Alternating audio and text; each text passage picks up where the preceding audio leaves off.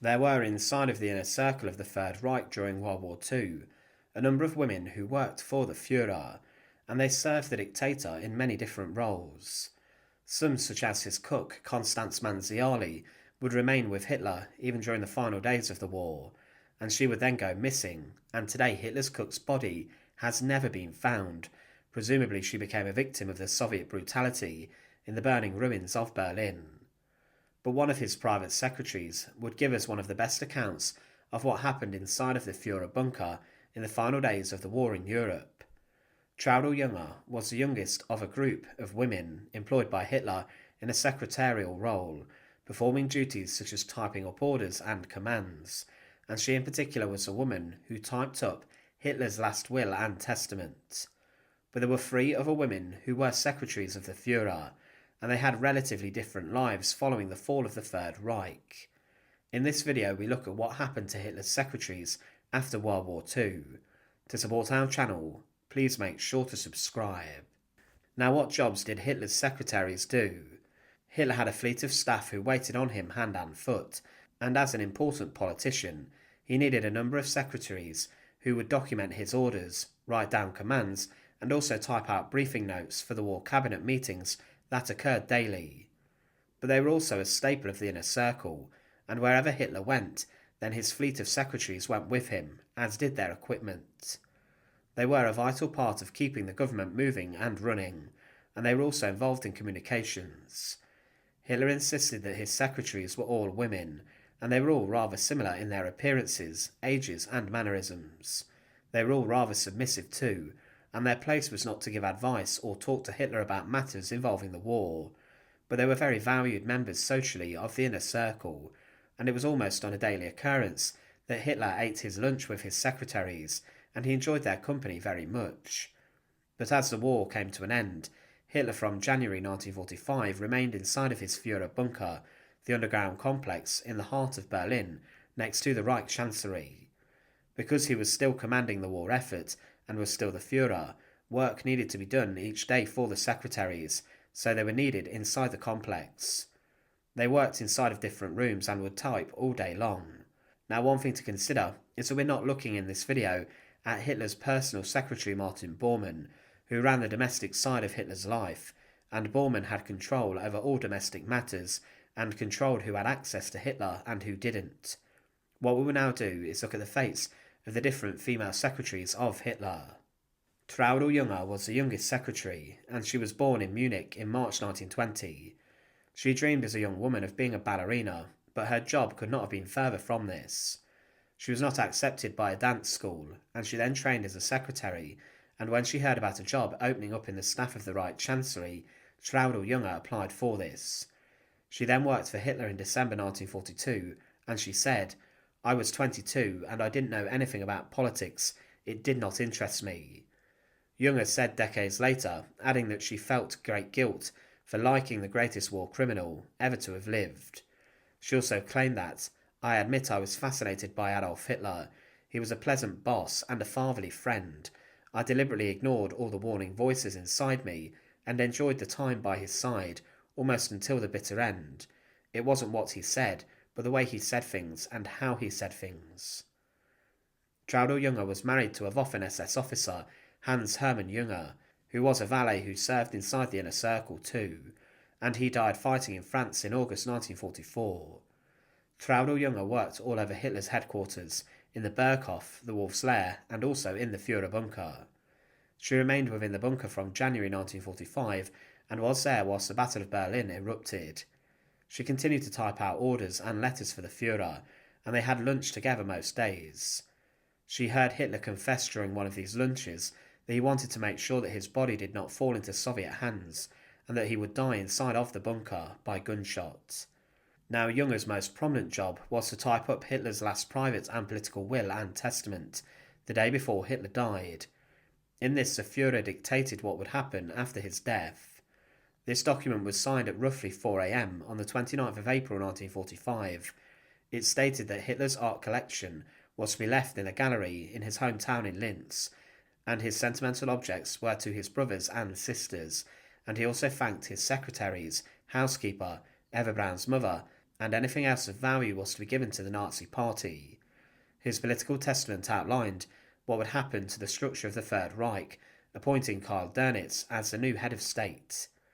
Traudl Junge also heard the death of Hitler and claimed about this that, "Suddenly there is the sound of a shot, so loud, so close, that we all fall silent. It echoes on through all the rooms. That was a bullseye," cried Helmut Goebbels, with no idea how right he is. "The Fuhrer is dead now." She tried to make a breakout from the bunker on the 1st of May 1945 and was in a group led by Wilhelm Mohnke. Junge and 2 other secretaries made it out of Berlin and were arrested by the Soviets on the 2nd of May, found hiding in a cellar. She did not make it to the Allied lines, and she was arrested for interrogation by the Soviets. They wanted to know all about what occurred inside the bunker, and she was locked up for some time. On New Year's Eve 1945, she was admitted to hospital as she suffered with diphtheria and was cared for inside the British sector of Bavaria, and Junge remained there for some time. She then travelled on to the American zone and was held there for some time too, and was also interrogated. When she was freed, Traudl Junge appeared on a number of television documentaries outlining what her experiences were working inside the inner circle. Much of her story helped to create the film Downfall, and at the end of the film she states, "Of course, the horrors, of which I'd heard in connection to the Nuremberg trials, the fate of the 6 million Jews, their killing, and those of many others who represented different races and creeds, shocked me greatly, but at that time I could not see any connection between these things and my own past. I was only happy that I had not personally been guilty of these things, and that I had not been aware of the scale of these things. However, one day I walked past a plaque on Franz Josef Strasse in Munich, on the wall in memory of Sophie Scholl.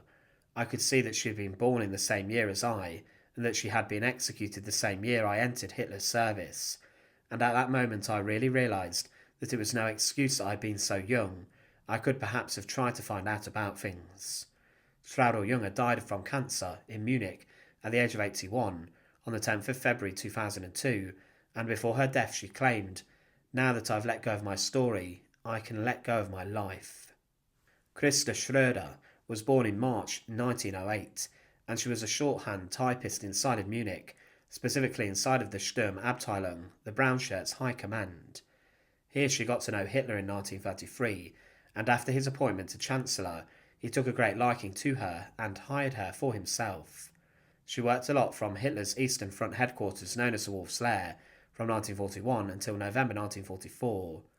Schroeder stated of Hitler that, "I found Hitler's eyes expressive. They could look friendly and warm-hearted, or express indignation, indifference and disgust. In the last months of the war they lost expressiveness and became a watery, pale light blue and rather bulging. One could always tell his mood from his voice. It could be unusually calm, clear and convincing, but also excited, increasing in volume and becoming overwhelmingly aggressive. Often it would be ice cold. Hitler's nose was large and fairly pointed, his teeth were yellow, and he had bad breath. He should have grown a beard to hide his mouth." Hitler allegedly told her, "My nose is too big. I need the moustache to relieve the effect." She was a heavy smoker, and Hitler told her off regularly about this.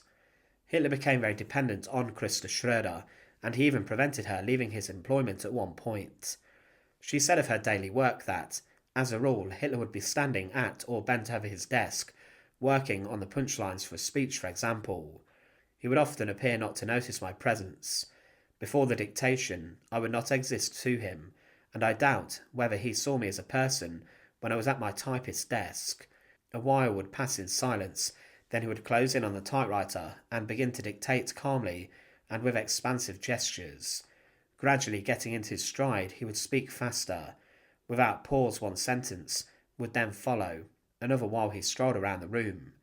Occasionally he would halt, lost in thought, before Lembach's portrait of Bismarck, gathering himself as if it were before his wandering. His face would become florid, and the anger would shine in his eyes. He would stand rooted to the spot, as though confronting the particular enemy he was imagining. It would certainly have been easier to take in this dictation in shorthand, but Hitler did not want this. Apparently he felt himself as if on wings when he heard the rhythmic chatter of typewriter keys.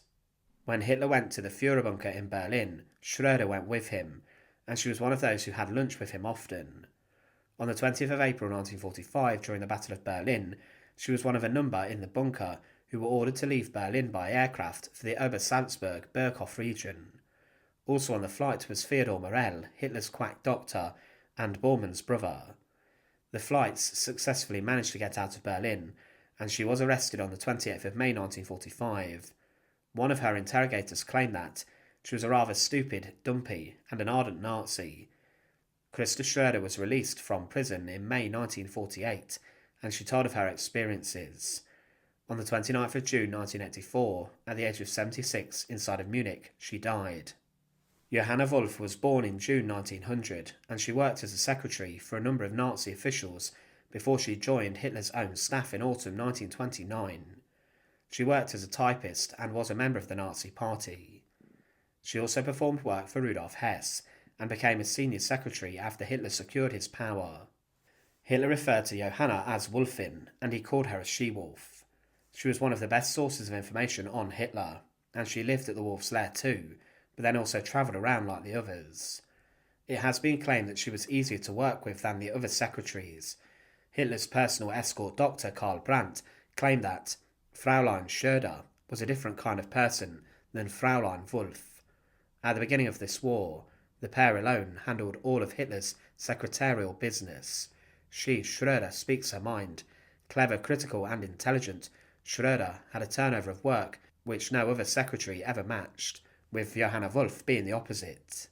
She was one of those who also flew out of Berlin and was taken prisoner on the 23rd of May 1945 by the Americans.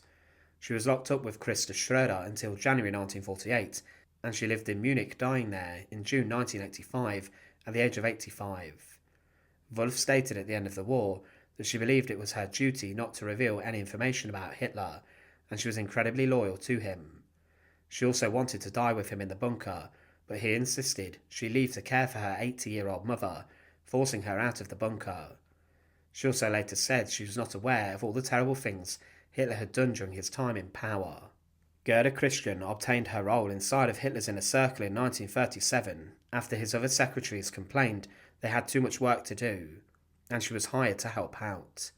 She married a Luftwaffe officer, and following marriage took a break from her work before returning. She helped inside of the Fuhrer bunker to look after the Goebbels children, and was part of the breakout group who tried to escape Berlin. Christian was captured by the Americans in March 1946, and after the war worked at a hotel in Dusseldorf. In 1997 she died of cancer at the age of 83.